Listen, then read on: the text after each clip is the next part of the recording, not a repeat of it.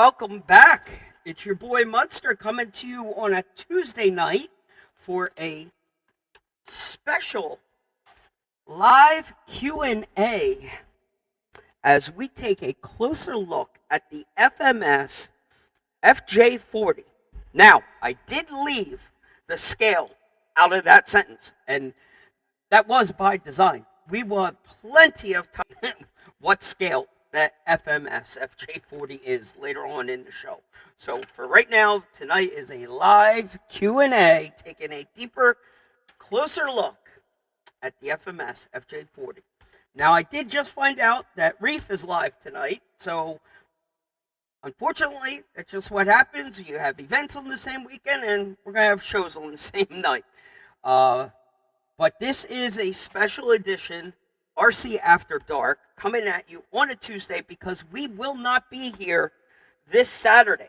So we are going to make the most of this. Let's do it. Ladies and gentlemen, may I have your attention, please? This is your captain speaking. And on behalf of the entire crew, I welcome you aboard the RC After Dark live stream. This is flight number 815. And I thank you for choosing to fly with us live this evening. Now, we have two special co-pilots with us tonight at the controls.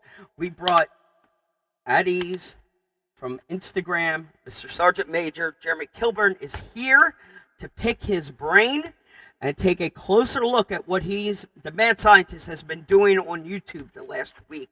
He has been on the grind, putting some hard work, modifying and getting this FMS, making it his own. And then, at the exact same time, we are going to have Scale Rat doing what Mr.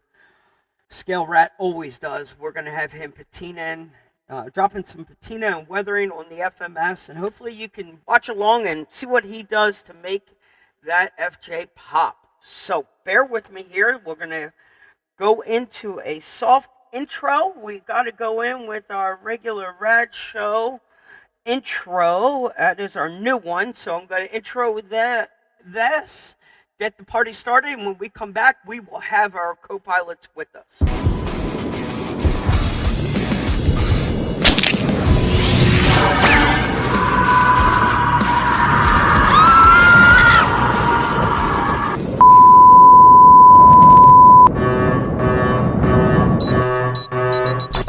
Control, we're loaded and ready to taxi. 209er, taxi to runway 19er. Flight 209er, you are cleared for takeoff.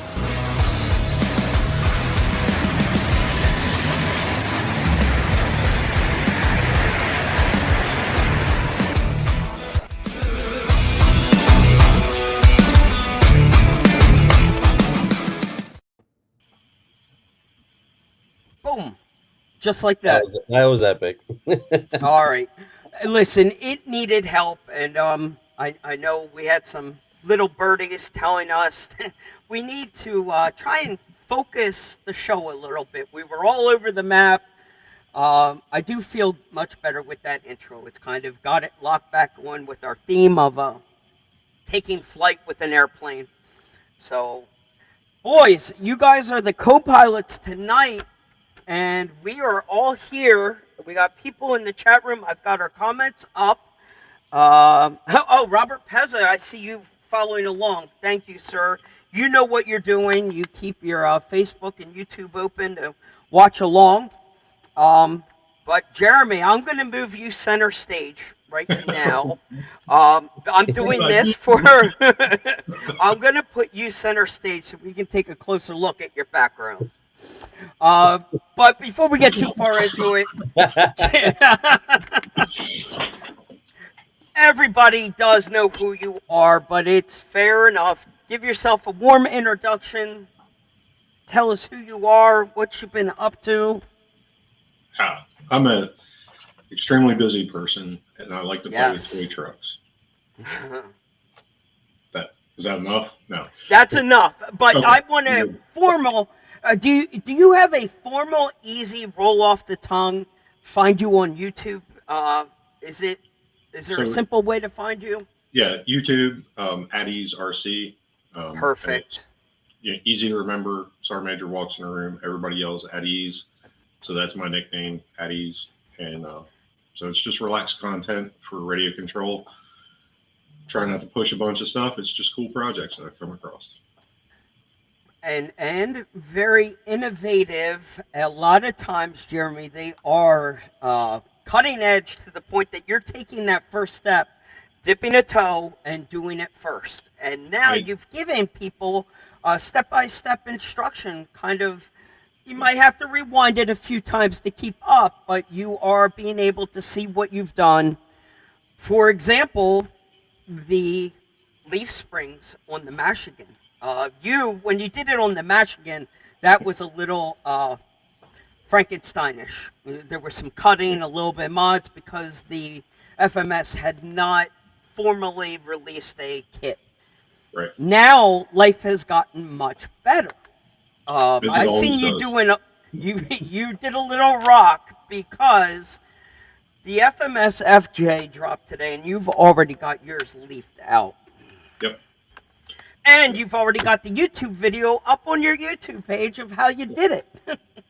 So busy man. That is the best way to put it. Yeah. Yesterday was a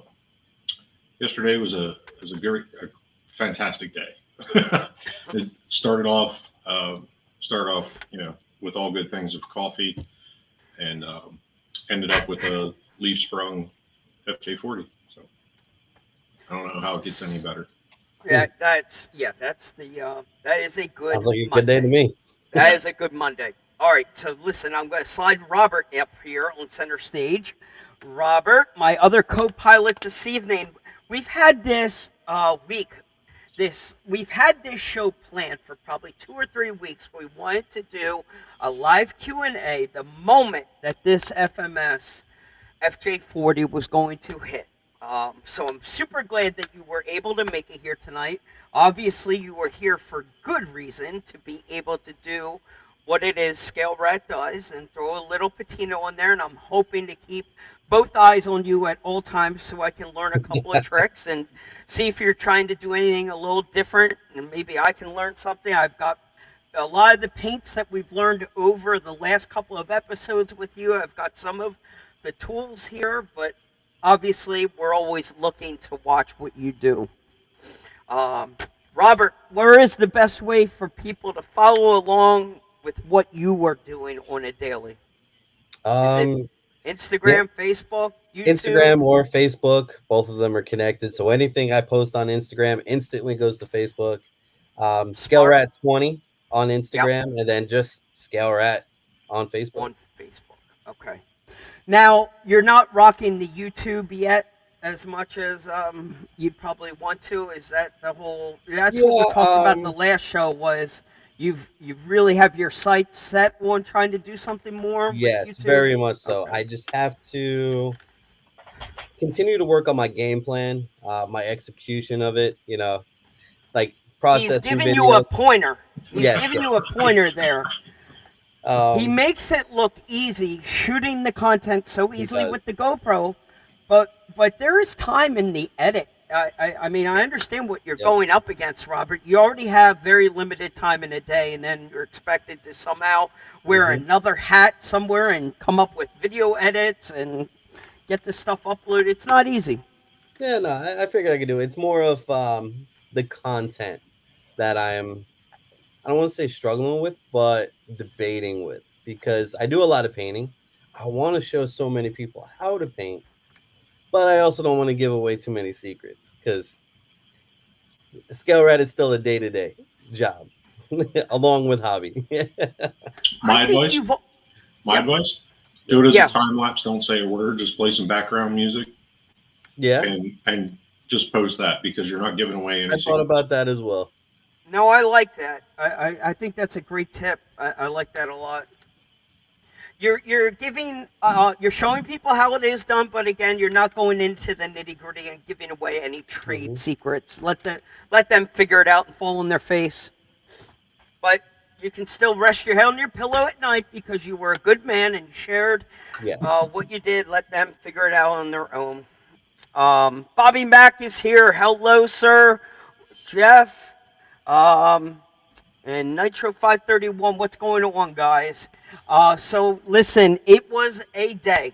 Tuesday, well, actually, late last night, Jeremy caught it early, somewhere around, I don't know, 11 o'clock last night. I think you caught it, that it dropped on the FMS site in typical fashion.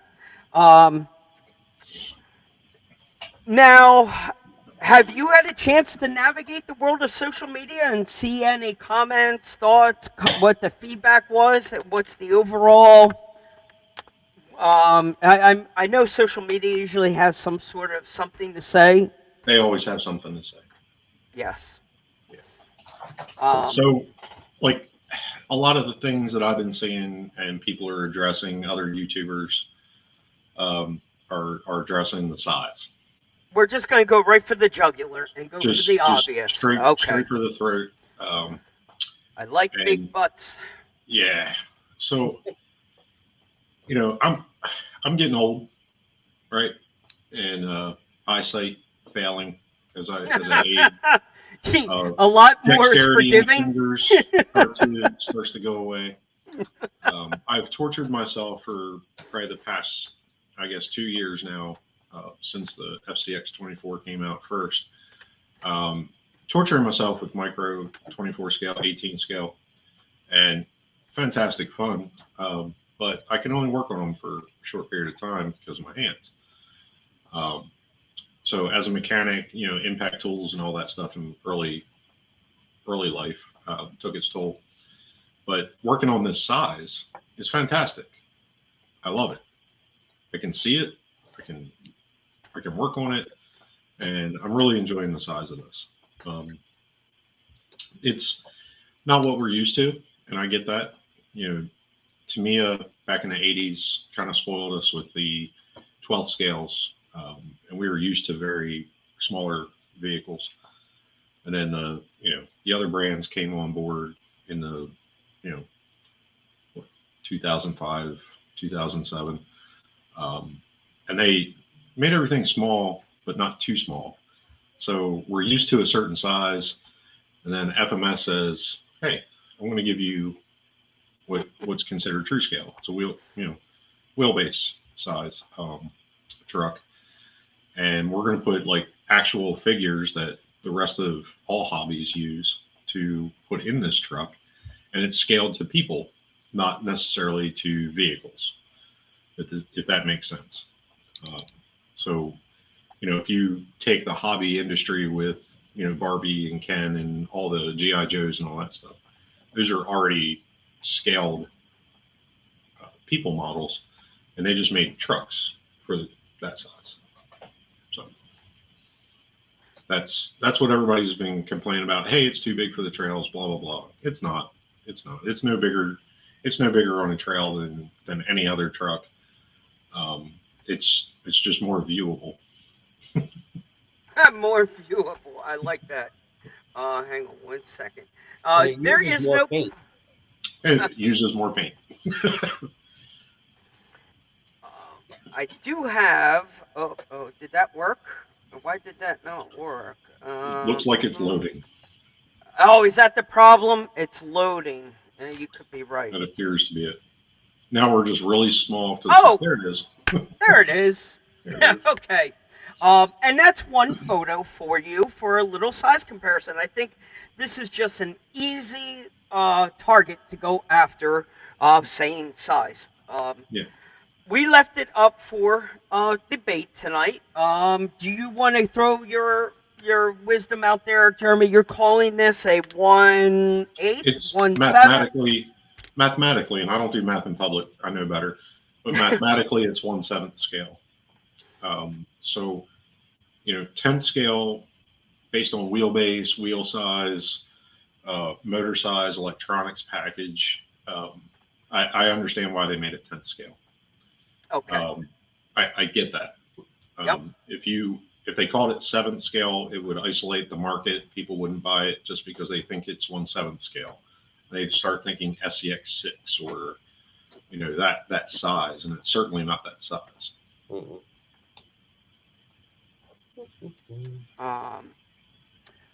Well, at the end of the day, there is Robert. Your thoughts? Obviously, you're holding it there in your hand. You have the yellow and the blue one. Did you have a preference on the color? Um, that was my question. Did you have a preference on color? I think these color options are fantastic. If both of these, if I was sitting there and I had a choice between either color, it would be a tough decision. Like that blue, that's a gorgeous coral Tamiya blue. Yeah. And this yellow, it's not school bus, it's like more of a tan yellow, and it color matching is perfect. Like Okay. it would It's be tough. very orange in the sun. To me, Very. it's almost camel trophy yellow. Yes, It's very close. And they did use the Toyota FJ40 as, I believe, support vehicles for some of the camel. So I expect to see camel adventure themed done rigs. with this. Yeah. Unfortunately, no Jurassic Park. Jurassic Park. I mean, you can do it. Nobody says you can't. So, I mean, come on. In the book, it clearly says a Land Cruiser was used for the original Jurassic Park vehicles and not the Wow. Oh wow. Wow. There you go. But it's not this year. It was LC-79 that was originally used for Jurassic Park in the novel. I don't read. But I've seen clubs. I've seen RC clubs literally formed and stick together like a tight bond over the Willys 1/6 scale military Jeep. Clubs will literally form and stick together because of this. They get 10 guys together with them. They look cool as hell. We were able to do it at our Seatic spot. We get a handful of them together. This will fall in that same freaking bracket. I think you're going to see people doing these overland adventures where you would have seen it with the Defender. Now we can pull it off with this. Yeah, I can definitely see that. The roof rack. I mean, it's a scaler's paradise for someone like me that loves to have a yard sale out on the trail. There is so much real estate on that roof rack. Here's this industrial size tube of E6000. A case of it to get that. Man, oh man, there's so many spots to put shovels on the side of the rack. There's so many opportunities. Robert, how do you like the way that they packaged this thing? I see that the rear end of yours is still stuffed with the foam. I just took it out of the box about maybe 30 minutes ago. Yeah, foam burritos for everybody. It is. They did a very, very good job packaging them this time. And the other thing I took notice of was they came with an actual inspection sticker by whoever packaged them. So that was another little step in the right direction, showing that they're putting the time packaging them up to make sure that they're going to arrive without damage and making sure that they are packaged correctly. There's one of them in the back too. Yep, there you go. Yep, just found it. Thank you, Jeremy. With a zip tie. Yep. Now, I think Jeremy and I both were in agreement that we thought that you would start with the yellow one. I think the yellow is going to show a patina weather job very well. Yes. So, like when you're doing weathering jobs, you got to make sure you use the right colors. So, when it comes to rust, your reds, your oranges, your browns, they all give a good blend. But on a base coat that's already kind of like a color that's in the orange family, really makes all the other colors pop. But I could say the same thing for that blue. About that? Okay. Yeah, it's the base colors, right? Yeah. Like base colors take weathering very much rather well. Like that one. Where's my camera? There it is. That one. Like I'm really excited about painting that one. Okay. I'm excited about painting this one, but that's my color. That's the scale wrap blue right there. So it's, I'm suddenly seeing an awful lot of yellow around you with the yellow Hummer above your shoulder, and then you've got a Looks like a TRX4 Defender Yep. body behind you there. You got yellow all over. Yeah, well, I got some yellow. Yes. So do we really want to beat this to death with the sizing? I know when we went out on Saturday to give these things a maiden run, you ran yours with a FJ that you already had in your fleet. What would you call that one? It had a very Tamiya 10 scale look to that. Um, Yeah. do So you have that one handy for a comparison, or do you have something? yeah.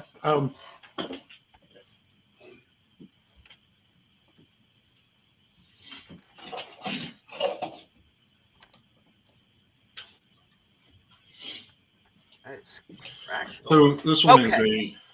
is a RC 4-wheel drive cruiser body. Yep. So it's, very, very detailed. It does have the square front end mod on it. But this is more 12th scale Okay. to me. Oh, okay. You were That, going yeah, that I'm direction. I'm going to call it 12th scale because of the wheelbase. Okay. Okay. Again, depending on how you measure scale. Yep. So 10-ish inch wheelbase, 11 maybe on this. I got a ruler, so I don't do math in public. 11-inch wheelbase. So versus a 13-inch wheelbase, which when you put them next to each other, Yeah. I mean it's close. It's in the ballpark. It's in the ballpark. Okay. Yeah. What does anybody know what the TRX4, not TRX4M, the TRX4, what was the wheelbase on that? Wasn't that a 13-ish, 13.8 or 13.3? Yeah, they're big ones too. Yeah. So again, by manufacturer, it's all on who you listen to. Traxxas also does true scale sizing. So a lot of the Traxxas vehicles seem bigger because of that, but nobody seems to squawk at them. But when FMS does it, they're like, gotcha. Yes. It's like, no, it's honestly, it's pretty close to that size. I mean, I have the Traxxas Blazer is back here. Yeah. It fills the cabinet. So, I mean, it's bigger. I don't know. I think I got used to it with the Michigan right out of the gate. Like, all right, they're just going to be a little bit bigger. We all got over that very quickly. What I can say as a massive difference between the Michigan and this one was they really spent a little extra time on the details. Hey, Definitely. Robert. Hold on, Mike. Hey, Robert. Yep. If you unwind the plastic tubing that wraps the wires, you can unplug the motor and unplug the steering servo. Okay. That wire. Just lay the chassis off to the side of the body and you can get right to it. Got it. All right, Mike, go ahead. Nope. That is exactly why you were here. All I was simply saying was the detail. I think they spent a little bit more time with the detail on this truck. Yeah. You can just see it on the interior, the back of it, the inside. They spent a little bit more time with it. But you called this something very interesting, Jeremy. You were explaining it to us almost like a builder's kit in a way, a builder's RTR of sorts, where FMS is going to give you a footprint and let the person still take it across the finish line. Is that kind of the concept? Is that why we come up with Hyrax tires? Or we're not even true Hyrax. It's why we have a knockoff tire and a cheap wheel, because people are gonna, like you just did. Yeah, we're just going to replace them, right? Yep. So, keep the kit price down, right? So a 1040 ESC, it'll get you going. The Hyrax tires or whatever you want to call them, they'll get you going. It's got wheels. It's ready to run with the battery, so it'll get you going.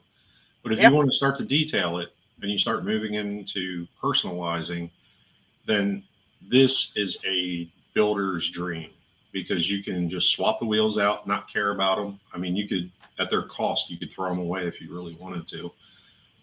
You can change out the speed control. I already did, just because I like low end resolution. This is a trail truck, scale performance truck.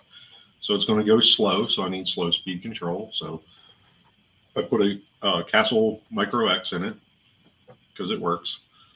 But that is also, if I'm going to give a con tonight, I'm adding the electronics to the con list. The speed control, specifically the speed control. The rest of the electronics are fantastic. The 550 motor will run forever. Oh, okay. The steering servo, it works. It's going to have a limited life. It's got a plastic horn. It's a limited lifespan. So, but it's enough to get you going, right? Yeah. And that speed control is what. Yeah, that's the biggest.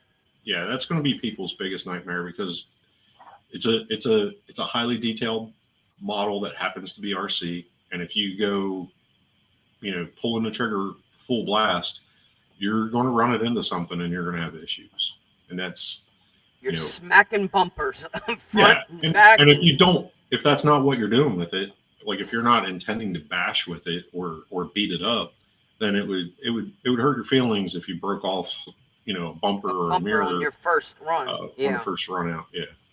So you can crawl with it, and you gotta be gentle. You just gotta have some finger control with the throttle. You gotta be slow with it. Yeah, it takes some concentration, but I was able to pull up. I shot some very good content of it moving very steady. A nice pull up the hill. It looked very smooth, but I was on the camera and not the controller. So there was a difference in what was happening. Yeah. When the right person is driving, you can see it work some magic, and it did look very smooth and controllable. But if you're not full throttle, you're going to have problems. Yeah. So the simple solution is swap the ESC, and like you had said, you can drop that. When you're ready, swap the ESC. There's a bunch of ESCs out there. You can run Castle products in brushed mode if you didn't know that, and they're fantastic. They have great BECs. They're going to last forever. They'll outlive the truck, especially in brushed mode. You're not going to stress it. Or you can get the what is it, the copy wing 1080 V2 or whatever. Yep. You can get one of them, and that's pretty much plug and play. You can still program it. You can do a multitude of things to get a little smoother resolution down low to be able to actually scale trail with this thing. Okay. Now let me go back to my notes. On top of that, yes, go ahead. Back to the builder's paradise. So they gave us headlights, but there's room to add on the rest of the lighting kit, so you can do that. I put taillights in mine today in about 20 minutes. Soldered up my own harness, 20 minutes, and it's fine. It looks great. Just two little lights in the back. Yep. The bulbs they just snap right in, and you're on your way. So you can do little touches along the way.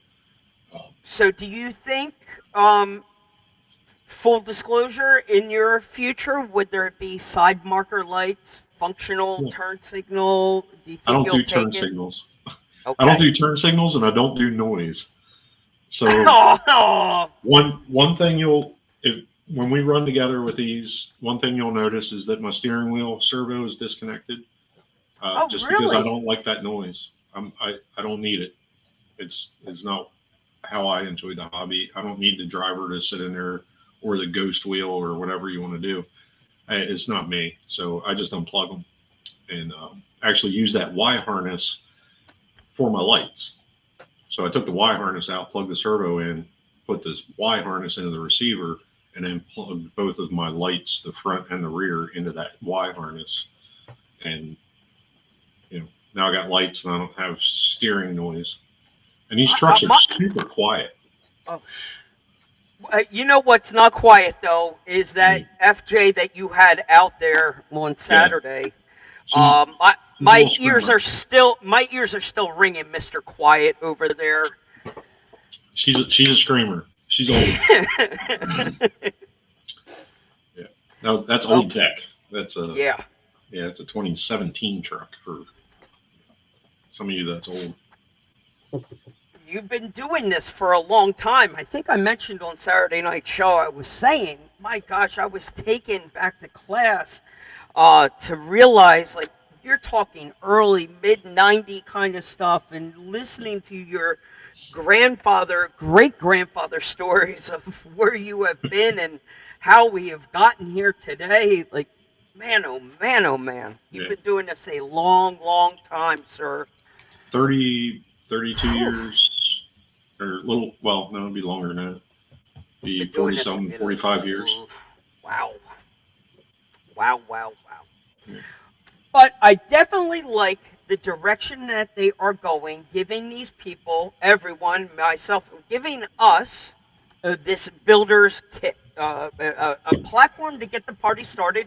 Because I was able to get the wheels and tires off and do some of these things that you were saying. You start throwing a little of your own customization at it.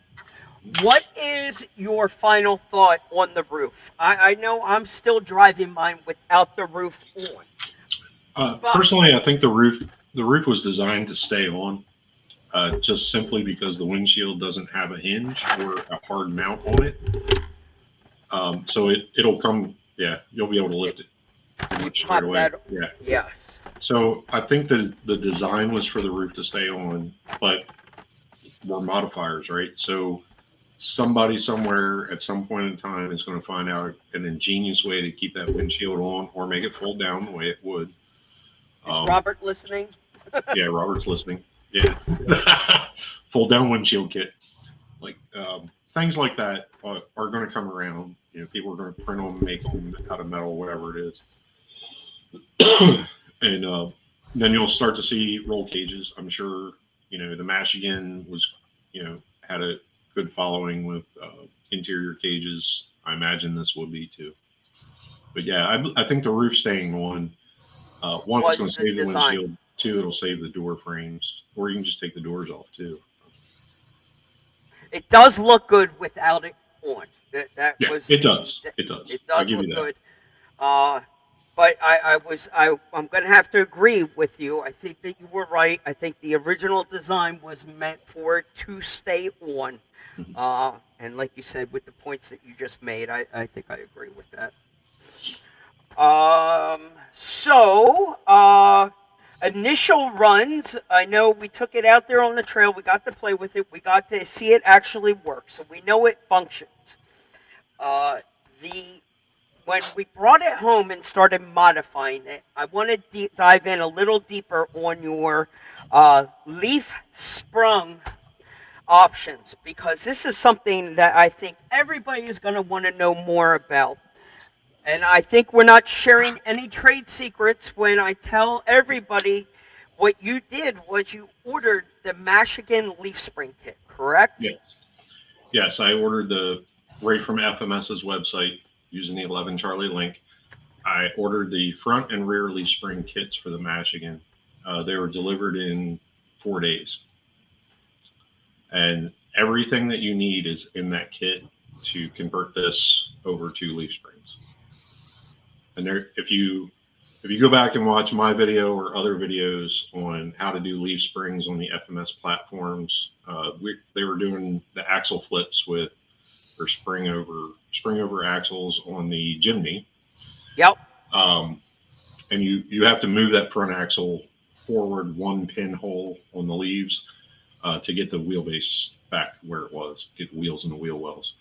So doing that and putting it on the chassis, yeah, took me about 3 hours without instructions to do it. On the Michigan, I had the convenience of I just bought a Jimny and changed the chassis, the minor components over, so I didn't have to build the leaf springs.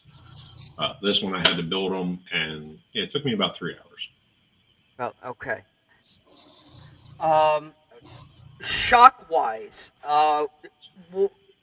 if you would take it from the Jimny, are you leaving the Jimny shocks on that one, and So then the shocks are relatively the same across all the platforms.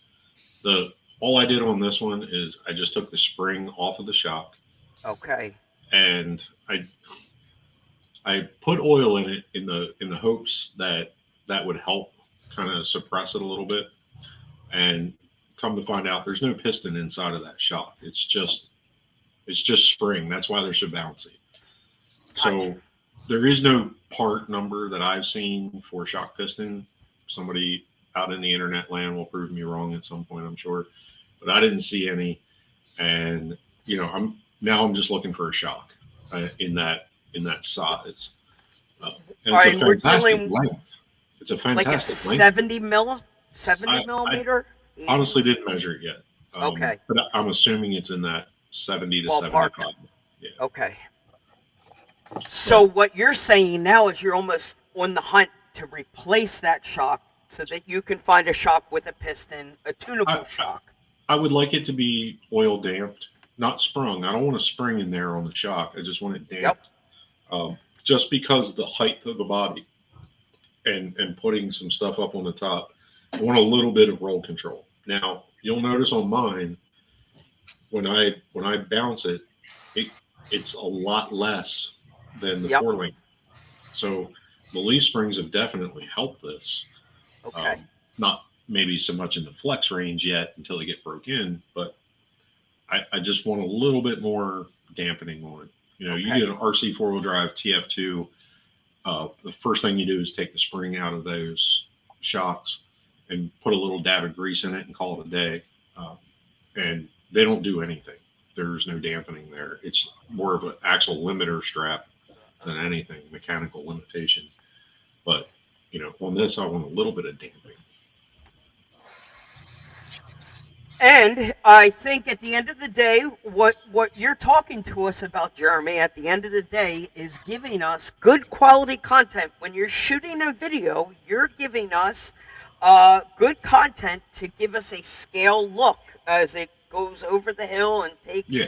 make Yeah. it look more realistic. That is the whole point of what we are talking about here Yes. in tuning these shots. We're trying to give it a realistic appeal when shooting your YouTube and Instagram videos. Period. Yeah. Having a realistic movement to an RC visually is enjoyable. When you photograph it or video, you get to share that experience with other people, and they're like, "Wow, that thing moves like a real vehicle." And that's kind of the builder's hat tip. Like, great job. It moves real. It looks real, and you kind of achieve something there. So I have trucks that have fake suspension setups on them. The Super Scale 2020 setup that has a servo on each wheel that runs the shocks and has a gyro and keeps everything moving right. Oh, yes. Yep. That thing's fantastic. Great on video. And I love running it. I run the heck out of that truck. It's just my favorite realistic movement truck. And I'm trying to achieve that without all the fancy servos and electronics. So it's a chase. It's been a lifelong chase. Okay. All right, Jeremy, I'm going to put you on pause control for 1 second. I want to check in with Robert and see what we're doing here right now. I know you were asked to not talk, and we should have you in the background just doing your thing, but let's see if we can pick something from your brain. It looks like you got some sort of a base coat going down. Yes. So I started with some shading, and what you want to do is kind of like outline all of the seam edges with a semi-rust color. Okay. And the reason why I do that is a few months ago, I wrote an article in RC Car Action magazine about Toyotas and their rust. And these trucks love oxidizing. Like, that is their thing. And when they were making these in Japan, they didn't test for what these trucks would do and what would happen to them once they hit the U.S. soil. Our salt air is heavy, like it just wants to attack anything. So if you got one scratch on this truck, guarantee by the next morning it's going to be It's going rusty. to show. Wow. It's going to show. And they called it the Toyota cancer. So once you had it in one spot, it would just spread underneath that paint Wow. throughout the entire truck. So I like to hit the seams, because that was the weakest point, because that was the thinnest paint layer on every single one of these trucks. That's where it always started. So that's where I'm at. And Okay. with that shading, I'm hitting it with a clear to hold that shading in to prep me for the next step. One of the things that I'm going to observe is there's no masking at this point. Did you remove the film off the windshield from the factory at this point? I did. Okay, so you're okay with overspray at this point? Let it hit. Let it. Okay. Yep. Because I can use that to my benefit, that overspray. That's okay. You know, so because you can't have a rusty, beat up, dirty truck and clean windows. So the overspray So you're benefits. Eventually, you'll probably get to actually painting the windows at some point with a color. Is that you? Do you kind of? What I basically do is I'll take just some regular painter's tape. I'll work here, like I'll cover the window, and then I'll play with the windshield wipers, and that'll create an impression. And then what I do is I'll cut out that marker of where the windshield wiper would be. I'll peel off the rest, and those window markers will still be there. But again, you never have a perfectly clean window. So even where the windshield wipers are, that needs to be tarnished as well, just not as heavy as the rest of it. It gives it more depth and dimension to it.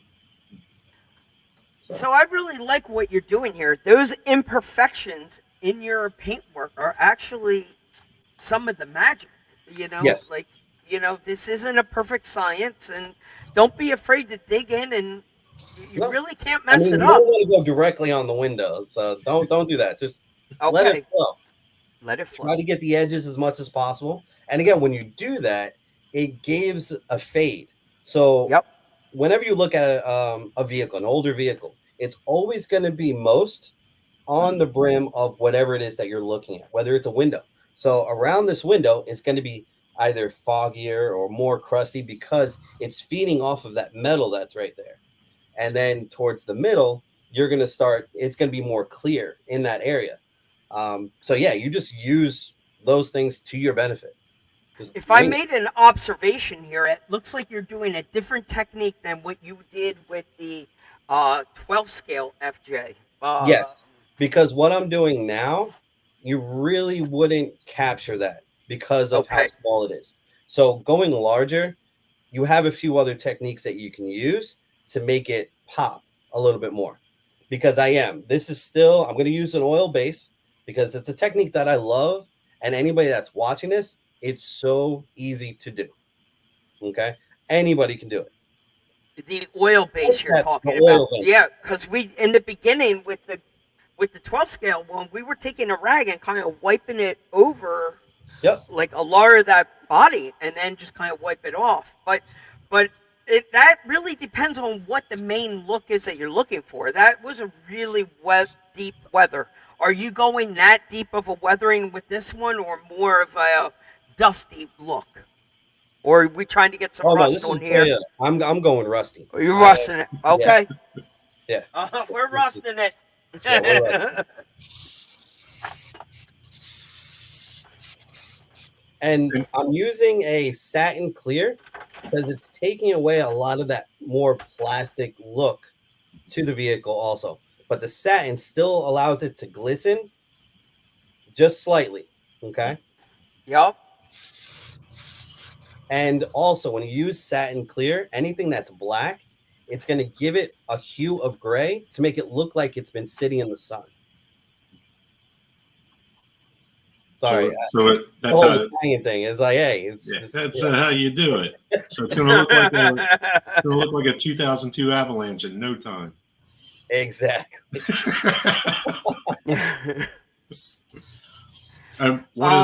One of the things that for these older vehicles, if you went all the way and popped all the window glass out of it, even if you're doing a beautiful pristine model job, is take a green Sharpie and go around the outside edge of the window glass, the plastic, and it'll give that green tint to it from the when that glass ages from the 60s and 70s. It has the piece of plastic laminate inside of it, and they all aged green, and it gives that green tint hit to that glass without it going green. So just now that's the intense. biggest challenge I like that. to this or in any FJ Cruiser 40, 45 are the roofs. And the reason why I say that is because when you start to paint the roof part, you got to think to yourself, was this a metal roof that I got with this vehicle, or was it a fiberglass one? Because you had the option. So you need to know whether you're going to rust the roof, or if you're just going to make it like a yellow sun blister tarnish that's slightly dirty. If you go that direction, it's slightly a bit harder, because if you don't use the correct colors, it's going to look like it's rusty. So I haven't a good point. I'm doing that yet. I'm thinking fiberglass. That makes sense, because when I rusted my DeLorean from Back to the Future, I felt like Facebook was going to rip my head off. You need to know what you're rusting. Mm-hmm. Yeah. A lot of people get that same reactions when they rust the Defenders and stuff like that. Right. Or there's certain parts that'll rust, but they're so small you can actually just skip over them. But don't rust the Defender. Land Rover, don't do it. Don't rust your DeLorean. Even what's metal on a Defender is not. It's stainless. No. Galvanized. Galvanized. Okay. Yeah. So when galvanizing, you got to use different colors. Yeah. You got to use whites, grays, and a slight mint green. Yeah. And it's perfect for galvanizing. So the moral of the story here is really do your research before you start to do a weathering. This is when you said before, we know Westmade will have a portfolio in front of him of real life images of things that he's going back to for market research, or what was that? What do they call it in politics? There's a opposition research when you need to know what your target is. Yeah. Get the target package and know what you're going after, because I've seen people go and lose their crap over even rusting some wheels. You might not be rusting every type of wheel out there, depending. Like, people will tell me, "Oh, those wheels don't rust." Yeah, they're aluminum. Yeah. It's just like they'll turn white over time if you use the wrong cleaner long enough. Yeah. So know what you're going after. Have a storyboard. Okay, know your colors. Know your colors. For me, I think, again, yes, knowing the vehicle and trying to be accurate when painting it, but choose your colors wisely, because certain colors don't really work well. Some of them blend too well or blend perfectly, or some of them are just, you don't do it right, it's going to look like you took poop and just smeared it on your truck. So you just got to learn your colors. Buy a color wheel. Play with it. And I think it goes well. So how many airbrush guns are you working with right now? Do you just have one gun? You have two guns, okay? How drastic of a difference is the paint colors in between those two guns? Are they very close in shading, or two drastic colors? No, they're pretty close. They're pretty close, okay. Mm-hmm. But that's the norm. Try to have at least two guns working makes it a lot easier, I'm sure. It'll always make it easier, because then, like, if I have to use two colors at the same time, it's perfect. I mean, just recently, I have the other one here, locked and ready to go, no paint in it. Yep. Okay. But a few minutes ago, I did wash out this one so I can use a clear in it. Because at this moment, I just didn't feel like I needed to use the other gun just yet. Okay. And I'm sure that you're not putting a whole lot of paint in there right now, but that's the one thing that I've learned is I'm dumping a lot of airbrush paint out all the time, uh, because I'm filling up way too much, and you don't need that. It's surprising how far you can stretch it, Yeah. and you can But remember, always you don't add want to more. stretch it too much, though. If you stretch it too Okay, much, it's too it thin. gets It'll too fall runny. up. But then if Okay. you put too much, it'll have the same reaction. So you just have to make sure you just do your proper coats. One of the cool things I started doing was instead of me just dumping out the paint that was left over, I started dumping it into an old empty bottle, the leftover that I wasn't using, and it starts to make some crazy color of some like It'll weird, always end up you're, brown. it does. It It'll is a Not a good brown, somehow. either. Not a good brown. But it turns out that it can be useful sometimes to just have, instead of me wasting it, I just started saving it and finding weird spots to spray Hey, it on the undercarriage. And one day you can just squeeze it in your scale toilet in your scale garage. wow, we're really going after that BM kind of poopy look. That's what it's going to look like. So let me throw a plug out there real quick because I stumbled across something. Speaking of scale toilets, has any of you guys seen Not Your Mom's Dollhouse? Have you guys seen this yet on Instagram? It's literally an Instagram page called Not That's Your pretty cool. Mother's Dollhouse. And what they are doing is it's not a kid-friendly scale garage. I will promise you that. It is rolled up dollar bills with bags of cocaine wrapped with duct tape, and I mean just crazy over the top scale accessories that were not made for No. your mother's dollhouse. There's literally a reason they call it that, but this woman, it's a female, or I think her name is Mary, who makes the stuff on this page, and it's not all drugs, but it's all inappropriate. So one of the things she does is make a toilet, and then she's got the vomit and just crazy.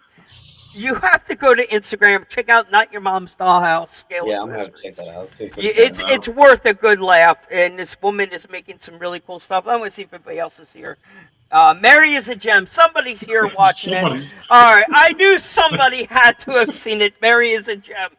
There are people. Your audience base is different than mine. Okay, thank you guys. Somebody out there is on my level tonight. You Thank guys you. are awesome. Ay, ay, ay. Not Your Mother's Dollhouse. So, getting us back on track, I do have some notes and I do have a game plan, so we're going to get back on track. Alrighty. Jeremy modified it with leaf springs. We went through your light kit, your servos. We got to work over all that. I'm glad we were able to pick your brain on that stuff. Yes, that does not look like your normal stock FJ. And I'm gonna have to go out there on a limb, Jeremy, and say this could be one of your record time deals. This was done very efficiently. You had a I ruined it perfectly day one delivery. okay, fair enough. Yeah, me too. Fair enough. Yep. Yeah. Yeah. Robert's right out of the gate Robert here. too. But in your defenses, both of you had this plan of attack and knew what you were going to do. You both knew you were going to ruin it. Yeah, I don't. Congratulations, you both did it all completely wrong. Yay. Wow, what did I do? With my Yeah, I don't do these things lightly, and I always have a plan. There's very little whim work in the way my builds go. Having known that this was coming, I planned ahead. You did. And I took a shot. I didn't know if the suspension was going to be the same as the mashing, and I figured if nothing else, I'll have a leaf spring kit for a mashing. Right. It was a solid gamble, and it paid off. Yep. Yeah.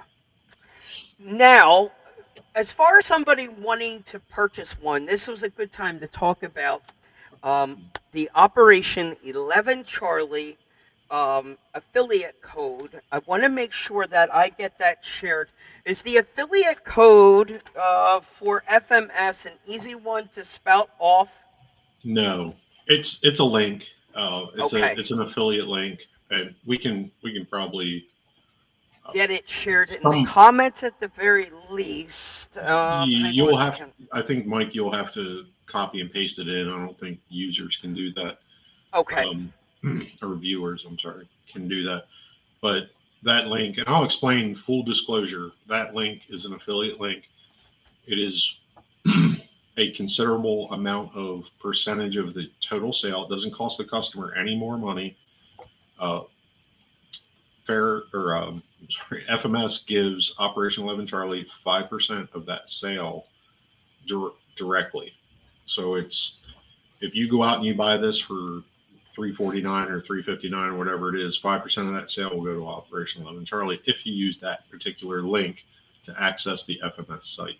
That's how affiliate links work. They track how you got there through the link. And if you notice what we're doing here on the Rad Show, we're not here pushing our affiliate link. We would much rather you use the Operation 11 Charlie affiliate link, please, on everything. And this would be the same thing even for Element, because you had explained also the Element one is a very friendly. And that's for Operation 11 Charlie members. So if you're a member of Operation 11 Charlie, you can reach out to me, direct message me or whatever, and I can provide you with that code. But if you are a member and you have access to the Operation 11 Charlie group page on Facebook, it's a private page for members only, for inductees. That's where we do our help and assistance to people getting into RC or helping veterans. They're pinned to the top, all the discounts. Okay. A lot of I'm vendors. glad you explained that. You're not giving that affiliate link out just for anybody watching it on Correct. Monday night. Yep. Okay. Yep. That's a members only. Members for your inductee.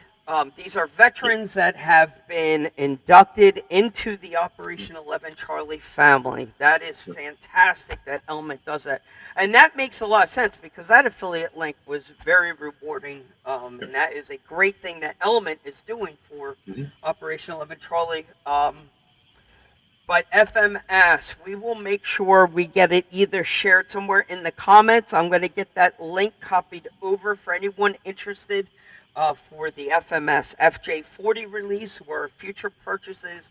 I know the FMS affiliate link, they want you to use it all the time. There was really no restrictions on that at all. And if you use the affiliate link, like I get a notification that it's been used. If you use the affiliation link in the next 24 hours, and Mike, we got to make sure that we get it posted or pinned in the. All right, I'm going to work on that right now. Yep, I'm going to do this right now. If we get it pinned in there, I have a limited quantity, so I'll limit it to 5. If the first 5 in the next 24 hours that do use the link, I will send you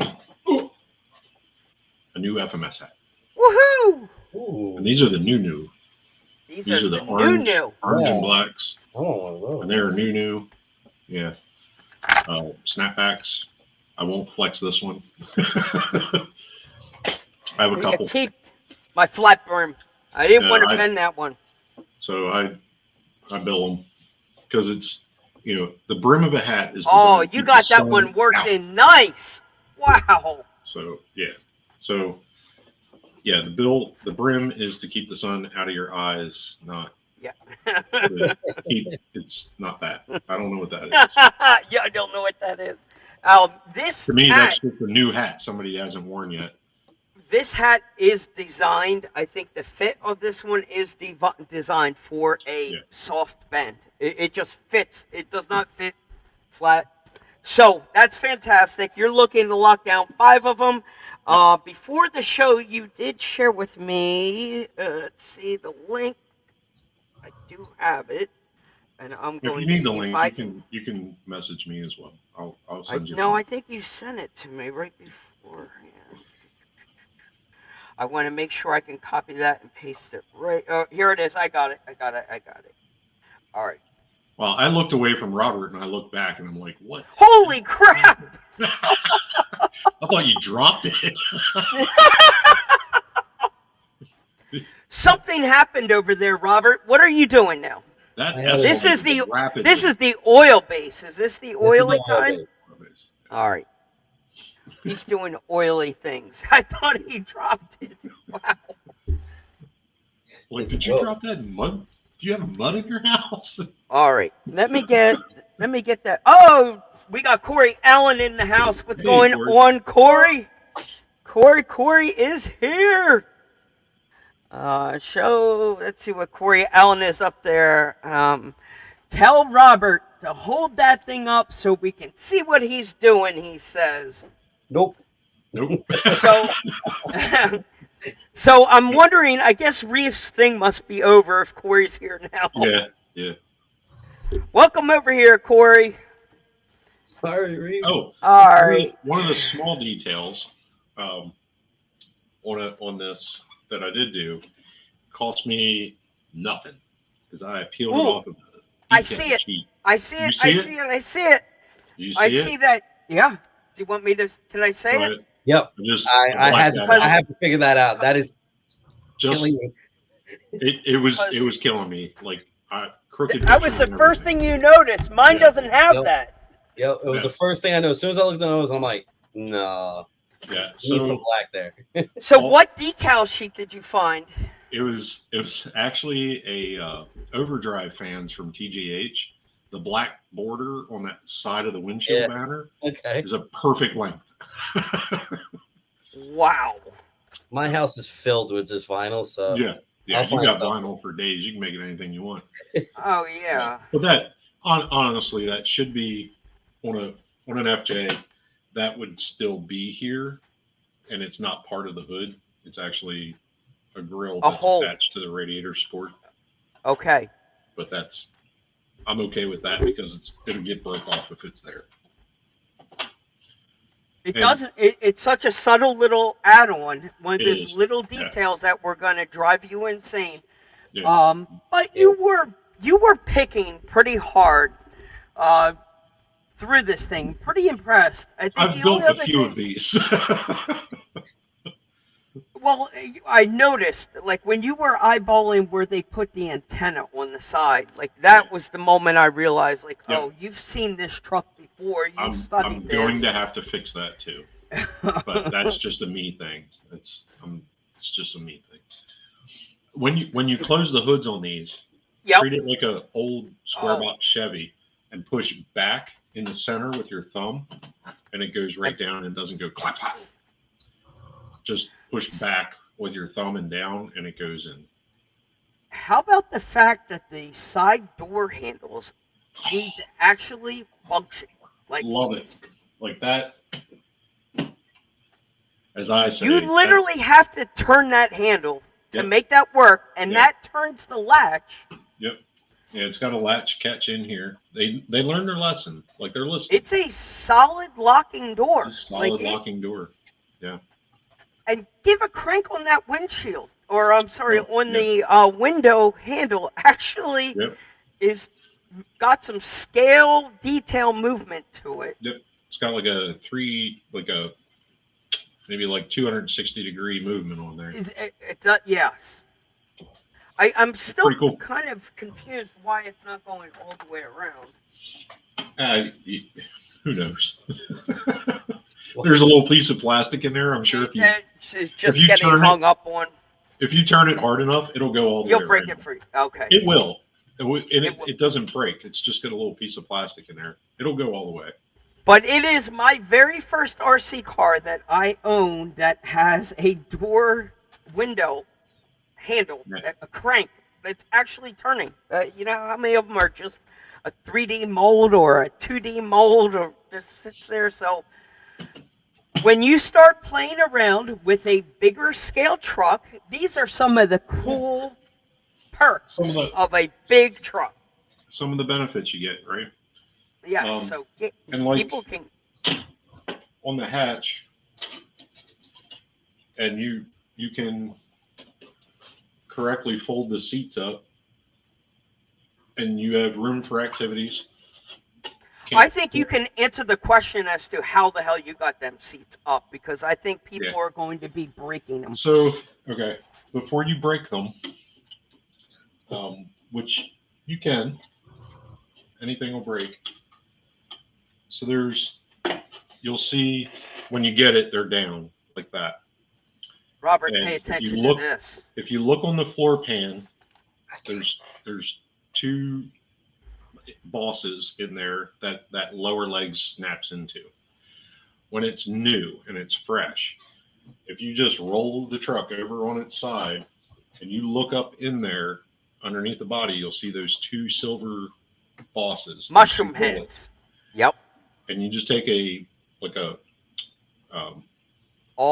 just a ball driver or something, just push on them and they'll pop through and they'll go in and out easily after that. Not too easily, but easily. And then you can just pop them out. To listen to what Jeremy is saying, and you need to push from underneath. And if you don't, the first time you do it, you should push from underneath. Don't pry from the top. You'll just scratch the flooring. If you have like a plastic interior tool, that little flat plastic or something to pop a cell phone apart, you could probably go in there and pry on it. Pry it. Yeah, but it's easier if you just go underneath and just push those two silver plastic pieces, and it'll pop right up, and then the seat will fold right up to the side. And it locks there too. Like it's got detents that it locks. And then you have your room for activities. Four-wheelers, motorcycles, whatever you want to stuff in the back. There is all kinds of real estate for scale accessories. And even on that roof rack, the one that your dad had pointed out there, Jeremy, the one that your dad noticed right away was on that roof rack, the side panels, there's spots where I guess on a Defender Overland truck, that's where you would have pickaxes and yes, go ahead, perfect. Yeah, it's got like 4 holes in it, and it could be a mount for that or land egg or sand ladders even. Something. The more I think about it, the more I think camel. I think that's where the camel placards might have like been. A badge would have went, like the camel badge. The badge, yeah. Like on the Defenders, they were up on the front of the roll bar. Yeah, they were back here. I'll have to do a little research on that. You could be right. It could be badge, yeah. But even along the rail of that roof rack, there's so much space. Yep. And if you get those stretchy cargo nets, they're like $3-4 on Amazon.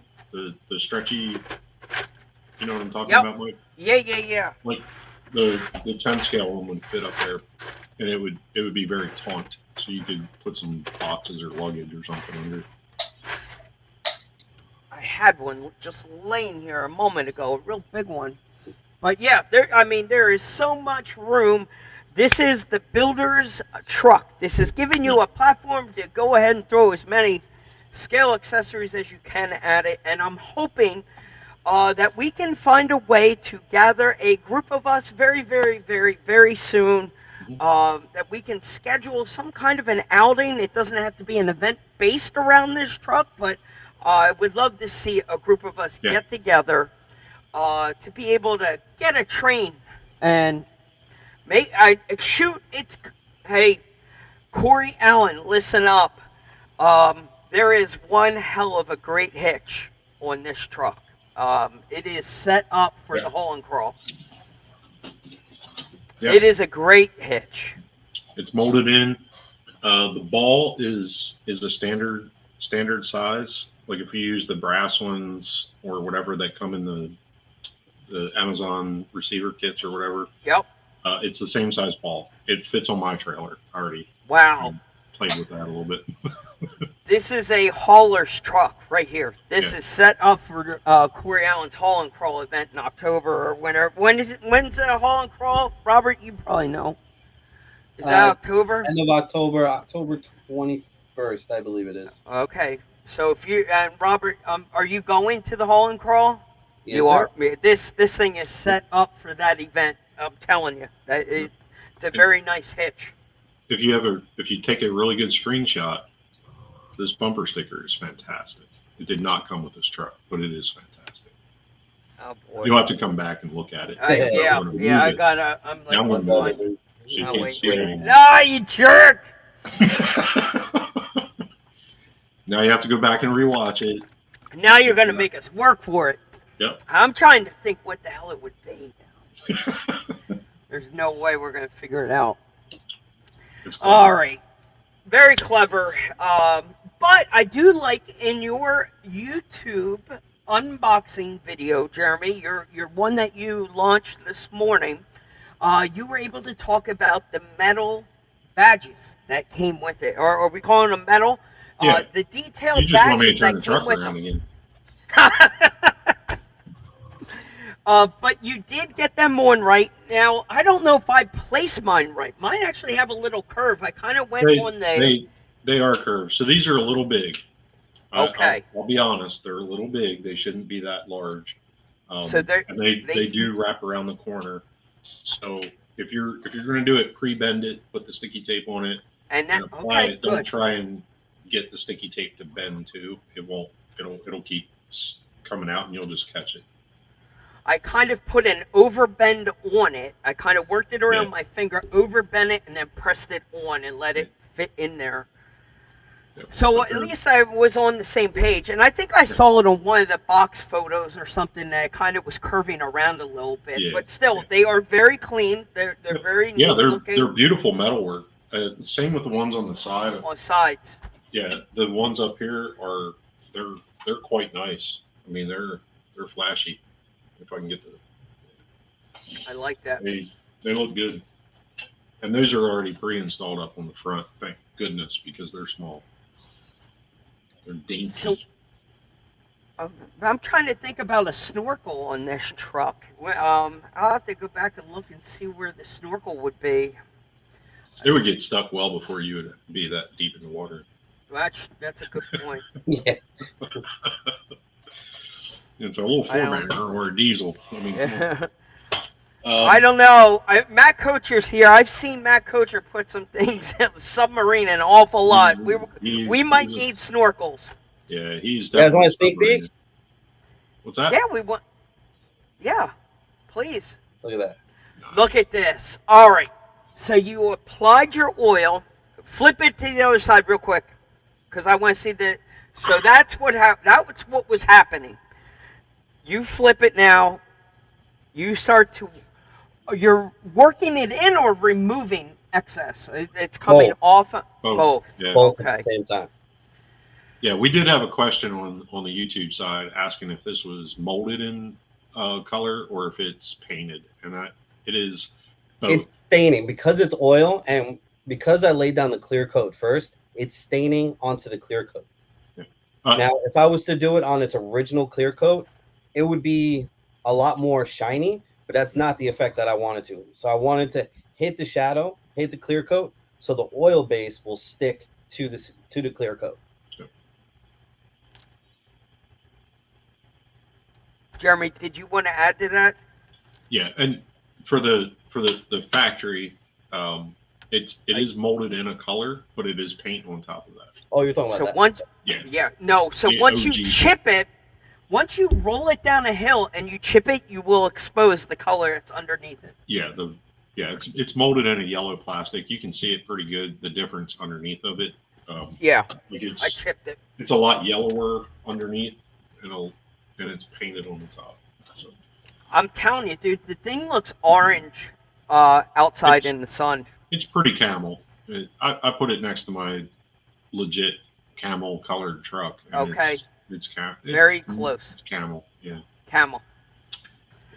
And so, like in the States, go ahead. you can find it in the I believe in the Krylon 2X. It's called Sunshine Yellow, and it is as close as you're going to get to camel color without paying $28 a spray can.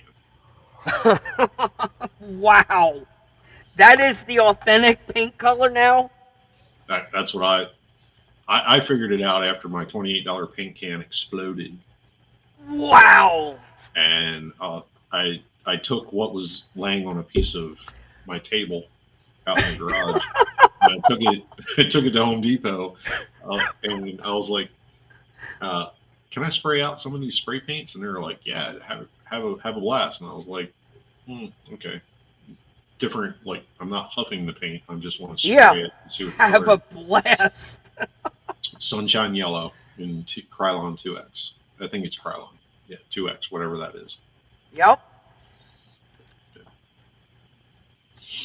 Interesting. Very, very, very interesting. So thank you, Corey. He posted up the dates of his event here, October 21st and 22nd for the Haul and Crawl. I just think that this is a perfect truck, and I have a feeling that this is going to be a very popular truck at the Haul and Crawl now. Get yourself a solid trailer and something to pull. Yep. This thing will do just fine. When you get one of these, like be a geek about it too. Like look at the sticker on the passenger side of the dash with a magnifying glass. It's the actual shifting instructions for the truck. Like all the words are there. Wow. It's impressive. At this size, the scale detail is so crisp and clean, which is why part of the reason why they do it in this scale. It is so crisp and clean and accurate. It's better than most of the injection molded bodies that we're used to. And it's reinforced too. There is a brace in the back of this. It's a sturdy. Yeah, the big steel brace going across the back. back. It's a very sturdy. Yeah, there's a big steel brace that goes all the way across from this side to this side, and it supports these rear corners. That was a design. That's a smart design. That's pretty cool because you would beat the heck out of that rear corner. I know you would. Well, and I think the SCX6, that brace was an aftermarket piece that people had. I think Trio ended up making one. It was a part that needed to be done later when you're working on that size. Yeah. Two different bodies, I get that, but that scale, you need that reinforcement. That was a smart design. I like the front license plate option on there. Once you get that installed, the side mirrors are amazing. Probably some of the best side mirrors I've seen in a very long time. Very detailed. When you put those side mirrors on, you got to put those side mirrors on, and there's 2 screws. And they're a pain in the ass. That one. The top screw is a little bit of a challenge if you don't have the right tools. So if you don't have a precision Phillips screwdriver set with a micro 2 tip, like you're going to struggle. So just getting that top one in, yes. Yeah, just be prepared. It's a devil. Yeah. I think my unboxing video, I put the diamond plate floorboards on. The first one I put the wrong side. I had to pause, flip, get it on the other way. So I do that a lot with FJ40s. I tend to put them on backwards, huh, Robert? Yeah. Yeah. It happens. Yeah. I'm not gonna lie, that was actually that was a funny moment. It was. I was like, yep, they're backwards. Oh man, that was great. But now with the oil concoction that you've got going on, and we're seeing some windshield loving happening now. We've gotten some dirt in there. You got it on the grill. You're digging into it now. So will you let this dry overnight and clear coat it at all, or will this continue? Does this get a clear coat? Yes, it will. It will. The reason why is so oil paints, they look great, but they take forever to dry. So this is probably going to sit for a good, easy 3 or 4 days. And then I'm going to look to see where it's at. And I might need a few more days after that before I hit it with a clear coat. Okay. I'm so happy you touched on that point because I was thinking I was doing something wrong. Every time I was coming back to it, it just was always leaving marks on my hands. I'm like, this shit's not drying. Is that a humidity thing? Like, I believe it is here for Florida, so I'm not sure if that is everywhere. I mean, we get pretty high humidity up here too. So okay. I mean, we're in a 70 to 80% humidity. Yeah, all summer. So It could Really, be, but please. also the thicker, like in the corners, in the Oh, fine edges, where they're that built laid up. out pretty thick. It's really going to take a long time for it to dry there. Okay, so let that stuff dry. Even 3 or 4 days. Check on it. Check on it again.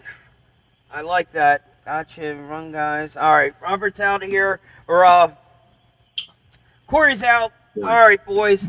Listen, I think we took this thing pretty long. I think we hit on a lot of stuff that I wanted to Oh, we touch have on. like 30 more minutes. What, 30 more? It's the wrong show.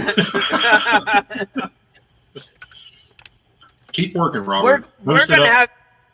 Yeah, Robert, we're giving you content for days, buddy. You are going to have... You are going to have content for days. Yeah, and if if you have questions and you're not watching this while it's live and you're not asking in one of the streams, just message. I will always answer my messages either on YouTube or on Messenger directly with Facebook. I don't use my personal account for RC stuff, but you can message me. You can look me up and message me. And get over to YouTube. And you're saying through even your YouTube on Addie's RC, leave a message. Instagram, the same thing. But go and start watching your videos. I can't say it enough. Let them run a couple times, and you're going to see, especially if you're interested in what Jeremy's doing with these leaf springs. If leaf springs are something that's going to talk to you and be a part of your future FJ, watch that. Yeah, like the Michigan video that I did almost a year ago is it like 5,500 views or something like that. Right. So I know people are using it as a reference, which is that was the intent. But you can use that reference for this truck too because it's the same setup. They gave you more with the FJ than they did the Michigan. There was some leaf springs inner spots, correct? Like I didn't notice them on the Michigan the same way, the mount. Oh yeah. So the front battery tray motor mount on the FJ already has the perches on it, or at least this the inners iteration has them on there. So that saves you from changing out that plate, but you'll just have an extra plate. Like I need that plate for another build because they changed something in there over the years that now it has a panhard mount, and I need that for another one of my vehicles. But yeah, the spring perches are on the front plate, but they're not on the back plate. Not on the back. You need the rest of the kit to complete it. They're not all the pieces are there. It's just little parts. I saw you, Robert. Saw that. Yeah. Again, you'll have to go back and watch and see what just happened. Thanks, Jeremy. Yeah, if you want to, Siri. If you want to stabilize the truck and do some Sorry, I couldn't find anything like that in your home. Good job, Siri. Yeah, the leaf spring definitely changes the way the truck drives, and you can always put it back. Like if you don't enjoy it, put it back. You have all the parts. And in my video, I do say, I run one main leaf on these trucks until they break in. Like I measured how tall it is, with a fresh single leaf, main leaf in it. When it drops about an 1/8 to 1/4 of an inch, then I'll start putting leaves back in it to get it back to ride height. Yep. But then the pack is a lot softer. So when you buy the leaf spring kit, it's coming with additional springs? It comes with a lot of leaves. Like I think it's like 6 or 8 leaf packs. Wow. It's a lot. It's a lot. Wow. That is a lot. Okay. Yeah. So it's tunable over time. Yeah. And the more weight you put on it, you're going to need those other leaves to get it back to ride height. Interesting. So this, mine sits with a 4.6 tire. These are just some Falcon Wild Peaks off of a ready to run axial vehicle with some trail wheels, but the height is the same as the stock. My fender height is the same as stock with the 4-link on it, which is that was the goal. I wanted to get that same body height. I didn't want a lifted truck and I didn't want a lowered truck. So in the spring over fashion, it gets you right back to your 4-link height. Fan-freaking-tastic.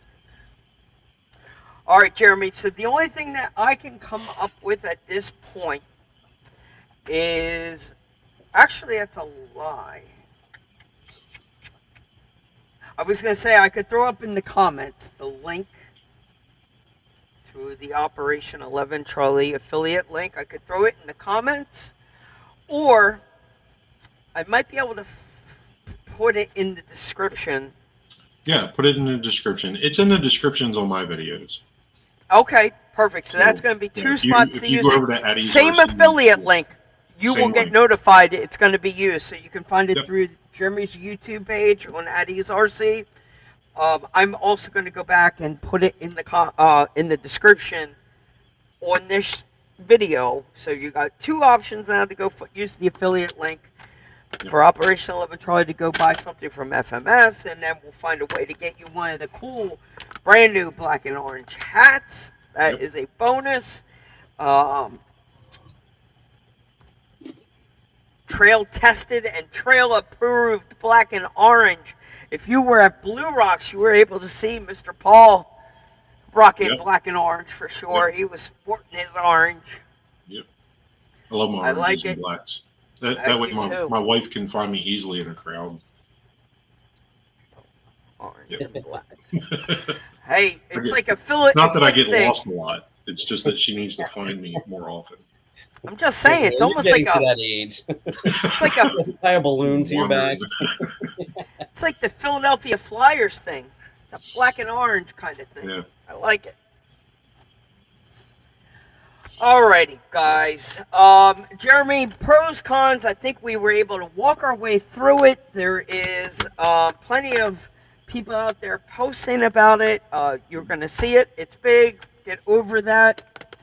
Beyond that, one other confusion piece that I've seen on the net is ordering from Amazon, and you'll see people are confusing store names with brand names. If you see, Easy RC, Wow RC, I can't remember what the other one is. Like, you're buying from a second retailer. They bought it from FMS. FMS is selling it to them. They're selling it on Amazon for the same price that FMS sells it. But if you have a problem, your only recourse is through that seller. And I've never seen I don't know where the Wow RC store is.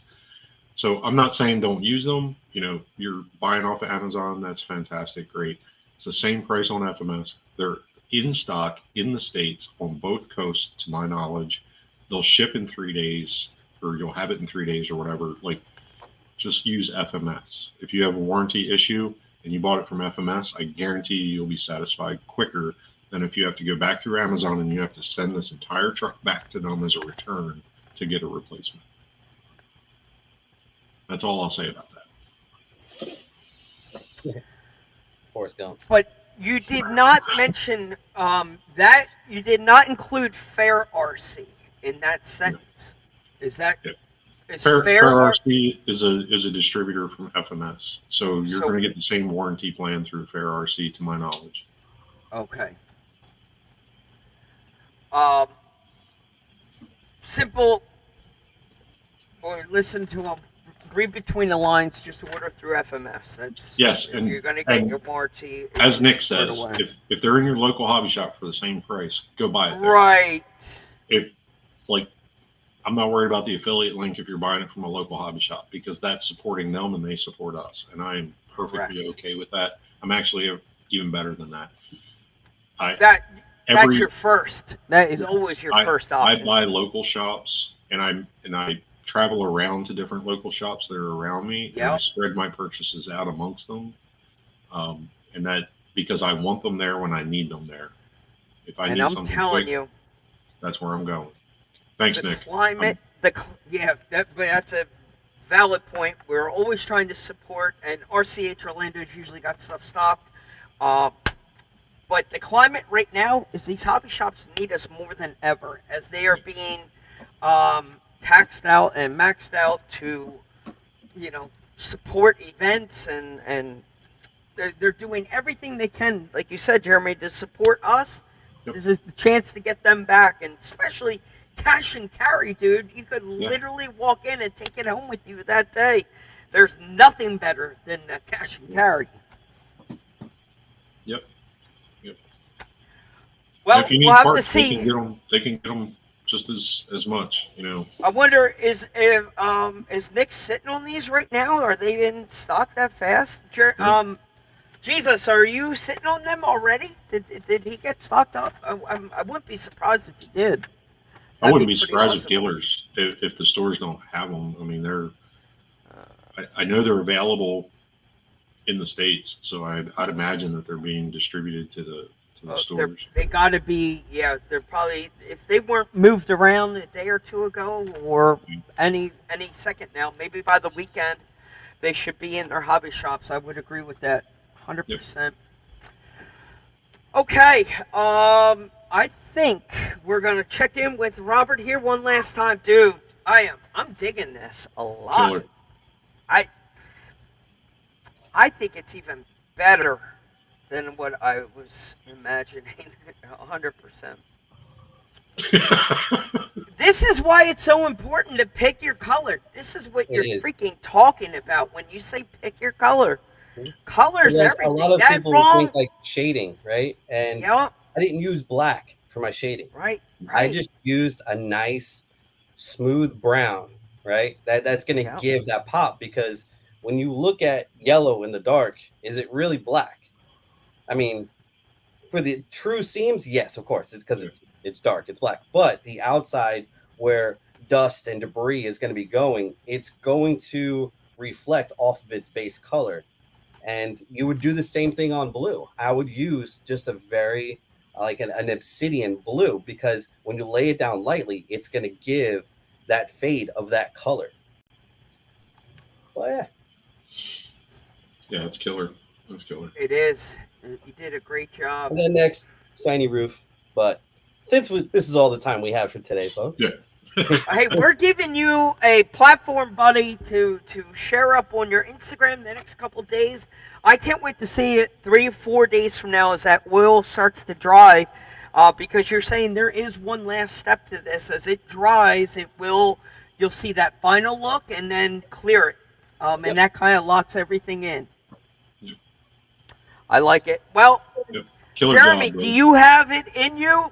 Do you have the balls to do this, Jeremy? Are you going to start patinaing to weather trucks? Yes. Are you going to do it?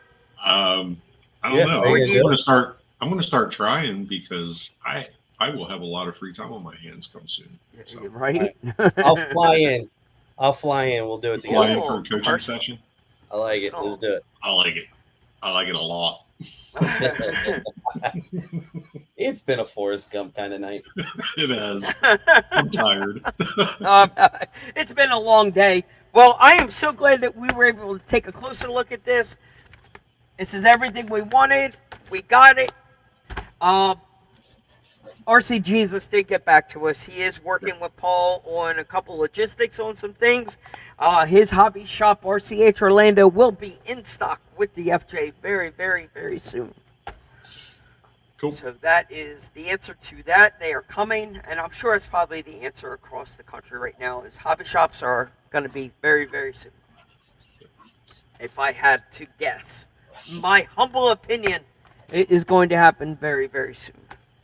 Sweet. I was hoping, I think this is everything I hope for, guys. I thank you all.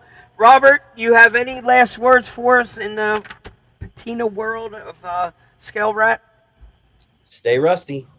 Stay rusty. Ooh, that's a slogan now. He's got a catchphrase. Stay rusty. Sergeant Major. Press. If you can't ruin it with leaves, you can't ruin it. That's a good one. I like that. Ruin everything. Ruin everything with leaf springs. I like it. Perfectly ruined. All I can simply say is thank you. I got no words of wisdom except a big thank you to you both for doing this. This was a lot of fun, and it was a selfish night for me. At the end of the day, I was able to steal and pick some ideas from Robert and always get a twisted look inside the head of Sergeant Major. It's a scary place in there, people. But any chance that we get to see what he's up to and get a closer look and understand, sometimes your ideas need an explanation, Jeremy. They do. Sometimes I got to fill in some blanks. Yes, so that was the whole point. We'll put you under the floodlight and the spotlight and tell us everything. Tell us everything. So, thank you. I'm going to fold us out of here. Peace out. Enjoy the rest of the week. And we will see you next time. Ending broadcast. We're out. Oh, I hit the wrong button. Ending broadcast. Now we're out. Ending.